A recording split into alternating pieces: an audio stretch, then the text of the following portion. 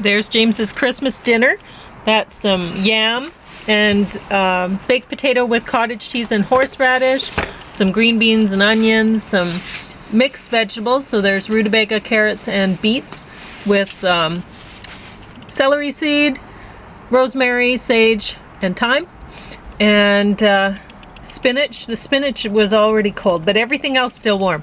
So it didn't melt the cheese on top. But this is quinoa and peas and kale in the pepper. Oh, that's and impressive. With this sauce. So what is that sauce called? It's a rosé sauce. There we go. And then there's passion fruit and pineapple. Wow, that's going to be so sweet. Well, there's the horseradish. Yeah. I think that's going to knock me out. I'll be faint afterwards. So, Joker got top of the stack. Evil Final Season didn't. But, I mean, it's tough, right? To compare a TV show and a movie. A movie should do better than a TV show. Yeah, you're sitting there, not here. Yeah. Okay. So anyway, yeah, you can get in on your food. You may as well eat it exactly while right. it's Try to put this out of the way. So that's kind of like an on-appetizer. So the beans and stuff, they're still warm, and the spinach isn't. So just leave the spinach and go for the stuff that's I'm kind of mixing the slivers of cheese in there. So. Mix it all together, but the spinach isn't warm anymore, so it's not going to melt. So which will be... Probably the beans will cool off first. Yeah, and the yam should hold the heat a little longer. Right. So maybe those vegetables cut up smaller. Right. Yeah. And maybe the heat will be held inside the pepper too. I'm not sure. Oh, it will be. Yeah. That's been my experience. I don't. You said this was usually rutabaga? Get this sauce. Yep. Yeah, that's good. But I decided to, because it was on sale and then 30% off on that, and I thought, oh well, that would really go a long way anyway. Like if you were just stuffing peppers, because people like to stuff something for a meal like this, right, for Christmas. And, well, we don't do chicken, although I have a little container of Caesar chicken for Elvis and Opie today. So they'll have Thanksgiving dinner, which will be this. Well, not the horseradish, and not the onion mixed with the beans, but the rest of it they will have, and they will have a little bit of chicken with theirs, so that'll be a good meal for the dogs. They'll love it.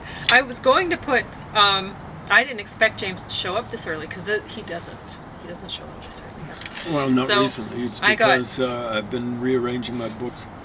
I got the meal cooked, and I expected, oh well, I'm just going to have to heat it up for him when he comes, right? But I didn't. He came Turned when up it at was just the right time. Yeah. And so it had been out of the oven a while, but he likes it a little bit cooler anyway. Yeah. So it was cooling down, and it should be good now. Yeah, I would have been over early, but I talked to my brother, gave him Christmas wishes, stuff like that. And I was going to make broccoli and cauliflower to go along with it too, but just before when I thought he'd come. But so he'll get broccoli and cauliflower later, because I didn't make that. But I think it's still a very good dinner. Oh, it's awesome. What did you say you mixed with the horseradish? It's kind of cottage cheese? Exactly right. Just to give some protein. Is that what my dad used to eat with it? Well, what your dad would eat was cottage cheese mixed with green onions every morning. Yeah. That's what he had for breakfast. Folks, he lived to be 99 and a half years old. And he would have lived longer. And if it weren't for the malfeasance of a certain individual, well, it was getting hard for him to get around on his own and stuff like that. And eventually, like once you stop trying to get around on your own, you can't very quickly. Well, he was trying, he just couldn't, because he kept falling down. Yeah. But no, there was malfeasance involved. I'm not going to mention the individual, but anyway. 99 and a half. And he would eat horseradish quite regularly, right? Yes, yeah. But, he would always ask me, did you plant horseradish? When I would tell him about my garden, like he knew I gardened it. And did you plant horseradish? And I'd say, no, I didn't. Because I don't have that much land to work with in the city. And for the past few years, I haven't been it's just the last 2 years. I know.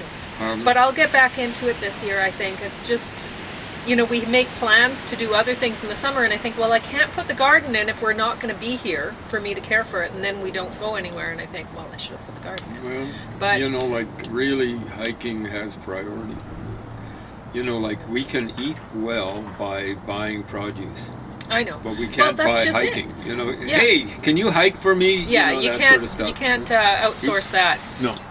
You got to get her done. Yeah. So, yeah, with the, like James said, it's very cheap. Like, we bought, this one isn't a yellow flesh potato. It's one that was given to us a while ago. But the other ones that I cooked were yellow flesh. Yeah. It's a little bit tougher than the other ones, but well, yeah. Pauline likes the soft flesh ones. I accidentally, depending on where I put things in the oven, things can get a little overcooked sometimes, some of the things, and so the potatoes don't have priority. Those last potatoes were incredible. They were like chewing shoe leather, but I got through them. Oh, well, yeah. So anyway, I wouldn't go for the potato. I'd go for the rest of the stuff. Eat that stuff first. I just was tempted to see what they were like. But yeah, at Superstore, the yellow flesh potatoes, I think that's a 10-pound bag. They were $4.99. So that's almost nothing. And the yams, or sweet potatoes, whatever, I guess they're really sweet potatoes, but we think of them as yams. There is a difference. There are such a thing as yams. But. And they were, I think, 76 cents a pound or something like that. Like, it's cheap, awesome. Right? Because, you know, people might think that they're like potatoes, but I think they're way more nutritional than potatoes. Well, now, potatoes aren't a negative, according to a doctor called Dr. Schreiber. Yeah. He recommends potatoes actually in his diet. He survived 18 years with a tendency towards brain tumors after he'd come out of remission the first time in short order. And so I take seriously the stuff that he recommends and disrecommends. And he says, as I recall, he doesn't recommend at all potatoes without the skin. But potatoes with the skin he recommends. So even cheaper, the cheapest thing on this, like, I bought every one of these vegetables on sale, and they were quite affordable. But the cheapest things on the plate were the beets and the rutabaga. And they were $2.99 for a 10-pound bag each. Oh, that's so good. So that's basically less than 30 cents, or 30 cents per pound. So there's a lot of things that are expensive right now, but really you can eat quite healthy diet. You can have a quite healthy diet for little. Yeah. So do like Smokey Robinson's mom recommended, I think it was Motown's first hit. You'd better shop around. You know? That's what his mama told him. Yeah. Better shop around. Yeah, and even you're looking at the passion fruit probably, and you're thinking passion fruits are so expensive. Well, I got them a little bag, 4 for $4. So that's $1 each passion fruit. And is there any better Christmas gift than a passion fruit? I mean, it's so wonderful. And really, a whole family could eat one passion fruit because it's so flavorful that, I mean, it'll hurt your tongue if you try to eat even half of one on its own, because it's... I gotta admit, I ate it with cheese this morning. Yeah, well, it's very strong. I was going to eat it Christmas Eve, but I saved it for Christmas morning. So wonderful. And well, James's favorite fruit is pineapple, so... Well, it might be passion fruit, actually. It's really good. Passion fruit's so good. Yeah. And I first had it, and for the longest time, it was the only time I had it in Africa. I couldn't believe it. I'd never heard of them. Yeah. I didn't know how to eat them. Someone showed me. I probably was between ages 8 and 10. And no, it was the first time we were there. It was probably like 4 years ago. Oh, wow. That must have been something for a 4-year-old. Yeah, it was. Did you cry? No. You liked it. It was just very strong. Very strong. Yeah. I can't believe it, because the kids ordinarily have very acute sense of taste.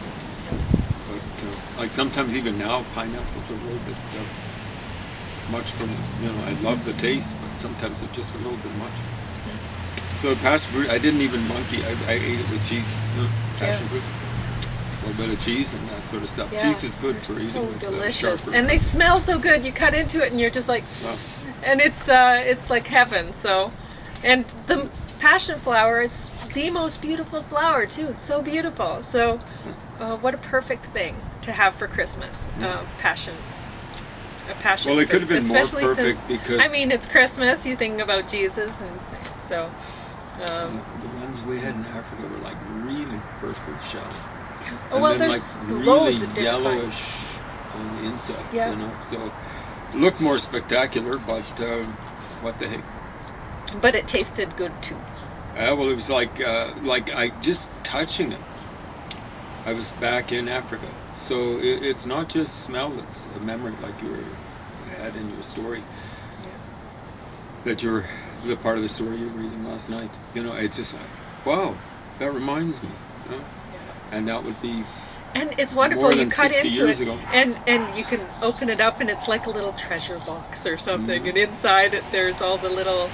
Like seeds you don't and the mind juice, those and it's seeds, like, eh? Ordinarily well, you don't like seeds. I can crunch them, but I mean, really, I should eat some because it's good to eat seeds. But I want to save them to try to grow the fruit, and I have a hard time eating seeds that way because, especially with something like a passion fruit, I know what the flowers look like, and with any kind of seed, I'm thinking, oh, you should grow into a plant. I should, nurture your life so that it continues, because you're blessed with this fruit that you've eaten, right? And then you want to continue the life of that so that you can live together, the fruit. And anyway. Yeah, I kind of get sentimental about plants. Maybe Pauline does too. I Very wouldn't want to much. put words in her mouth, but I don't like to see them die. No, Pauline I bought, want them to continue living. Bought And so some discounted flowers late in the season. yes. And I kept them alive with very little light in my living room because it's You taken try up to by do what you hibiscus. can. Well, now you can probably see behind me. Well, maybe you can't because it's probably reflected light. But there's poinsettias there, and I got them for almost nothing. Yeah. And because It's funny, it was before it's just Christmas, before but I guess they were they know giving that up they're not gonna get rid of them.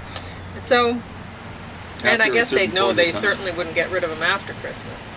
Well, you'd think not, but I'm the kind of person who would buy them I after would. Christmas. Yeah. I can Just remember put them on really they had cheap one and time they'll probably come home. at the city hall when I was doing janitorial there, they bought poinsettias, I think, for every receptionist. Oh yeah. Right, huge big plants like this. Nice. And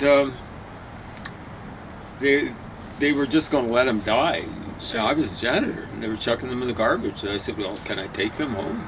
Yeah, and that included the pots and everything. I know, like I was looking at these plants and going, well, I could use the potting soil if I didn't want the plant, and then I was like, I can't possibly take the potting soil away from the plants anyway, that'd be cruel. So I I wasn't kidding folks when I was saying the other day I got my first car, and that was in conjunction with Pauline, when I was 56 years old. I'm not exaggerating. Yeah, so you were walking them home. Walking them home, and that was a mile and a half. Yeah, Don't and exaggerate. it wasn't a Christmas like today, I imagine. Well, I tried to take, I could only take one at a time. There were many of them. Yeah. And, I was kind of under the gun because they wanted them to go. I know. I don't know why. They look great, but I tried to pick Chinook days. Yeah.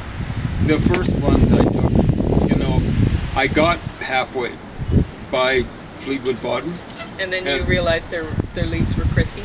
Yeah. No, they sounded metallic against poor each little other. dears. Well, the only thing worse you have to wrap them them was up me. in plastic, because then they have that air insulating them, right? And then they'll do a little better. Even if I'd known that, I wouldn't have known where to get the plastic. But I guess I could have bought some. But I was under the gun. Well, I got put them in any, I got like several of them bag, home. so it'll help. I got several of them home. It's the thing about we're having I was joking with my family. Some of them made it back to Sterling, at 20 miles southeast of here, about 30 kilometers southeast of here. In 1991, they came back to a reunion, a school reunion. Yeah. And they'd been in Sterling from 1967 to 1974. In case my brother, he left maybe a little bit before 74, but They were shocked because I said, welcome to the new world, because we have brown Christmases now. So that's from 1967, no, 74, even shorter, to 1991. What's that, 17 years? Brown Christmases. But right now, we're having a green Christmas. It's not green and red. It's the grass is green. Yeah. You've noticed that, right? Yeah. Things are still doing pretty well. Yeah, if grass was well watered just before the first snow came, it's really green. There's a magpie there. Just it's nice to see. Yeah. Wow, they really look phenomenal when they take off. Like, they look like windmills or something like that with the they are beautiful. The white tips of their wings. They don't really sound that nice, and if you've ever seen them getting ready to chow down a nestling, you never think quite the same. Yeah. Because they're cowards about it. Like, keep this wee little nestling on the ground. Yeah, and they'll be pecking its eyes. And then they'll back up, you know. And they go for the eyes first. Yeah, it's pretty horrible to watch. Yeah, crows do the same thing. We tried to rescue a flicker. Didn't work out. Yeah. But we can't call him Cecil, because Cecil or Cecil means blind in Latin. Yeah, check it up if you don't believe me. Claude actually believes in. I mean, he was going to be blind anyway. That would have been. Yeah, he was, but you know, like I don't believe in euthanasia. He probably would have found reason to he was survive. A sweet little baby. Yeah. He was a nice little guy. He wanted to live, but anyway, we just didn't have the means to keep him alive. But speaking of feeding, you said parsley, sage, rosemary, and what was it? Cucumber seeds? Celery seeds. Celery seeds. So that's the one thing I missed. But that is awesome, because rutabaga ordinarily, it's the kind of thing I would not have liked as a kid, because it would have tasted like turnip. And I put the virgin coconut oil around the pan, around the roasting. Well, it's like a glass roasting pan, just so that the veggies wouldn't stick. But But that would have lent a little bit of taste. But what I was going to say is that rutabaga tastes like $1,000,000. Yeah. That's awesome. It's a good bake. Sometimes it seems fairly simple. You know, I was amazed when I started collecting a few recipe books, usually from cultures other than English, because I look at the languages, right? And I was amazed at how simple most recipes were. Yeah. You know, like you can get big fancy meals. There are lots of different things, but the individual recipe oftentimes is very simple to make. So I cooked the quinoa ahead of time. I should mention that before I mixed all that together and stuck it in the oven, wrapped in foil. So that you could make a whole pan full of the stuffed peppers with way less, a small container of this, so that everyone in the family has their own individual stuffed thing to eat. And you could stuff it with whatever you wanted, though. But what I'm saying is, well, that's what you do. Yeah. Like, that's one of your specialties, is the variety of stuffings that you put in peppers. Yeah, you could put so many things, whatever, you can stuff it with whatever. And that's a special, it's like a gift when you have that. So well, there you go. Everybody likes that. And the red with the green stem, it is really, really seasonally colored. Yes. You know, for Christmas time. So that's very affordable, that meal. And I can see a kid liking. You can say it's almost like a miniature pumpkin or something like that. And well, you want to stuff something for, like, when you have a meal like Thanksgiving or Christmas, because that's, you do. People stuff a bird and they're used to it. But you can stuff a pepper very affordably. Spare the birds, folks. Like I stuff squash. And I find that Hubbard squash are the best for it. But you can stuff a kaboka, if you like kaboka. Or spaghetti squash. Well, I suppose you could if you really wanted to, but that wouldn't cut as well. Like, it's good to get the kind of squashes that when you wrap them in foil and whatever, and then they have sort of a softish skin still, because then it's easy to slice it. You know, you could have one in the middle of the meal and then slice it up, or like I've shown in the past, you can have those individual little, like, tiger stripe pumpkins or baby blues. And those are really nice. They're really cute. And then you kids would just love those things to death. Yeah. So lots of things you can do very affordably. So I was going to talk about the Joker. It got top of the stack, although it's not nearly as good as the first one. You mean the one with Heath Ledger? No, I'm talking about the first Joker with Phoenix. But River Phoenix or whatever his name is. Phoenix River. Joaquin Phoenix. So he had a brother called River Phoenix. And then this is Lady Gaga is playing some freaky his Harley Quinn. Oh, there we go. But it's not as good. I like listening to the music and whatever. Is Lady Gaga doing something? Oh, sure, of course. She's kind of poppy. It's not what you'd expect from her videos. She has a powerful voice. And anyway, it's I didn't like the one part, I can't breathe, the little whatever, you know.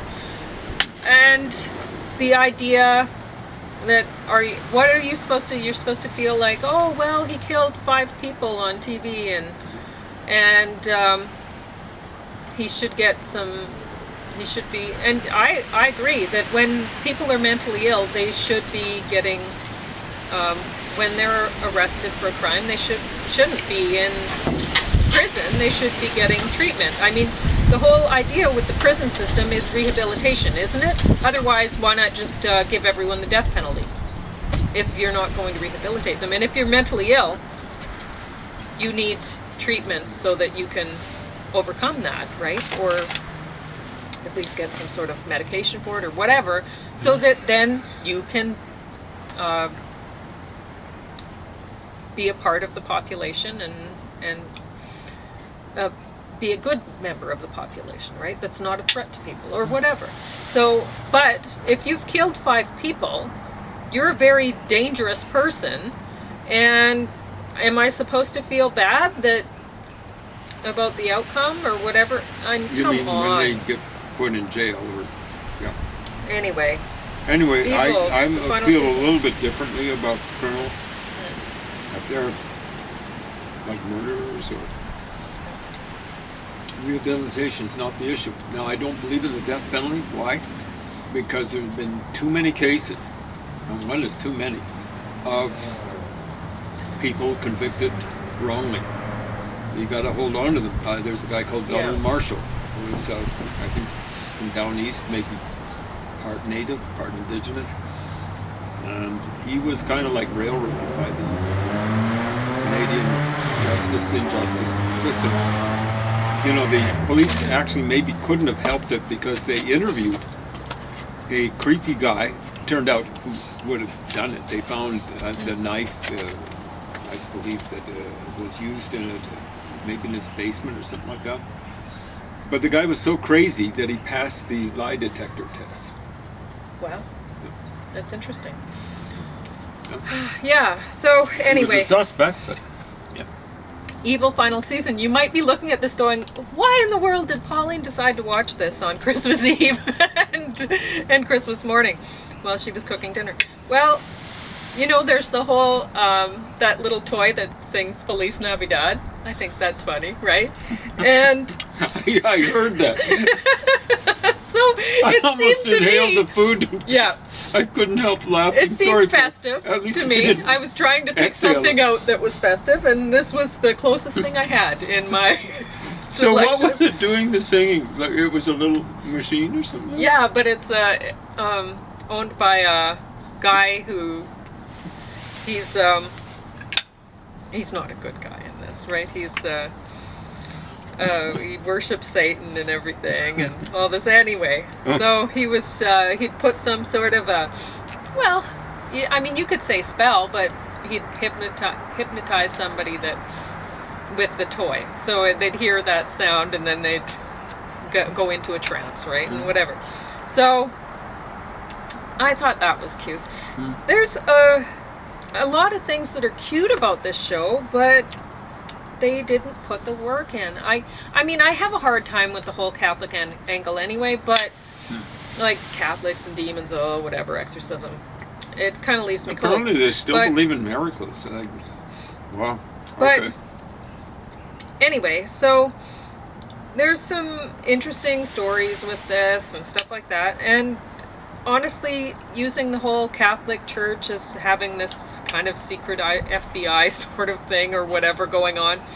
You mean like investigating people? Yeah, like that's kind of interesting. It's hard to tell what's happening. And you don't know. I mean, the Catholic democracy. Church is humongous, right? And so it's you don't know what's going people. on with it. So I actually like that idea for this show, but it just, they didn't put the work in. Like there's a lot of things, like say there's an episode where there's somebody dancing and they introduce her as, they say, well, she's been dancing nonstop for 2 months, and every time she's, she'll dance until she collapses and then she'll get back up and start dancing again, and all she's been doing is dancing.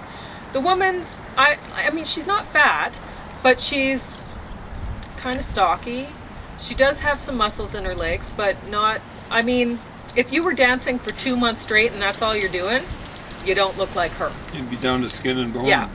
So find somebody who runs marathons and give them a few dance moves or something for the scene. Because, and if it was at all energetic dancing, she'd have some legs on her. Remember that? Sure. She was very complimentary. She works at the cancer clinic where I get my treatment. And, she'd been, I don't know how long I'd seen her there. And I told her, I thought you were too thin. But my wife and I, that'd be fine. We saw you in the Coolies, it was Alexander Wilderness Park, and what I said to Pauline before I recognized this person who worked at the clinic is, look, there's an athlete there. Remember that? I could see the legs. And then it turned out to be this very nice woman who works at the clinic. And she was really complimented, I hope, by me saying that. Because she does, marathon plus type of runs, whatever they call it.